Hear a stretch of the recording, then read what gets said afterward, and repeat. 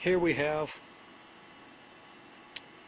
a container with a tube leading down into some water. We have some gas in the container at pressure that we'll call P1 and volume V1. Now let's just say we got a pump that's pumping water slowly out of this container. Since the water is being pumped out slowly, any temperature change that might occur as a result of this process is going to be minimized by the fact that the container will exchange thermal energy with the air around it, and we'll assume that the air around it is at constant temperature so that the gas in the container remains at constant temperature. The number of moles of gas also remain at constant temperature because, of course, there's no way for them to get out. They can't get through the water and out the tube, and everything else is sealed. So we have a situation where we have pressure and volume which can change as the water is pumped out, but temperature and number of moles which remain constant.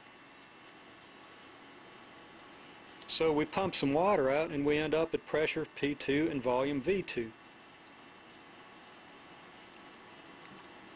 Okay, as the water goes out, the gas expands to fill the void, and we're still sealed off, so we can't gain or lose any gas. No moles of gas come in from outside or escape to the outside.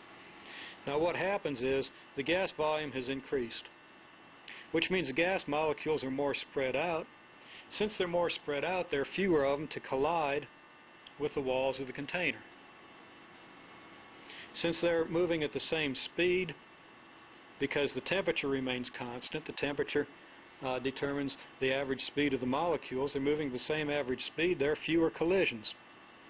At the same speed, there are fewer collisions, which results in less pressure, because fewer collisions exert less pressure on the walls of the container. Even though the molecules are moving at the same speed, they're spread out and there are fewer collisions. Now, the result is that the volume ratio, V2 over V1, is greater than 1. Okay, the volume has increased. The pressure, P2 over P1, has to be less than 1. The pressure is less. So the pressure ratio is less than 1. It turns out that V2 over V1 equals P1 over P2. This can be shown theoretically, and our experiments, all our measurements, tend to confirm it very closely for ideal gases.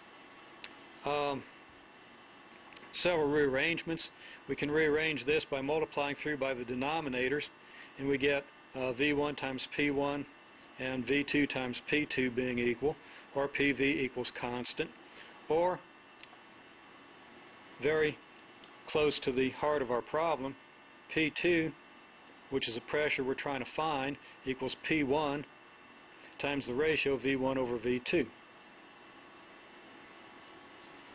Our strategy then for solving the problem will simply be to say, okay, we've got P1, V1, and V2. From V1 and V2 we get the V1 over V2 ratio, which we then multiply by P1 to get P2.